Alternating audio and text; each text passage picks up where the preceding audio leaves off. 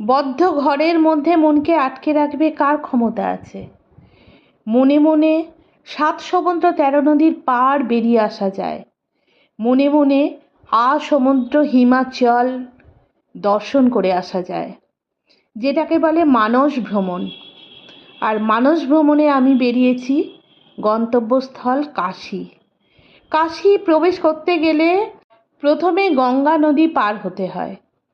হ্যাঁ, গঙ্গা ভারতের আত্মা, নির্মল, পবিত্র, শান্ত, স্নিগ্ধ, গভীর গম্ভীর জল আদি অনন্তকাল ধরে বয়ে চলেছে সেই গঙ্গা।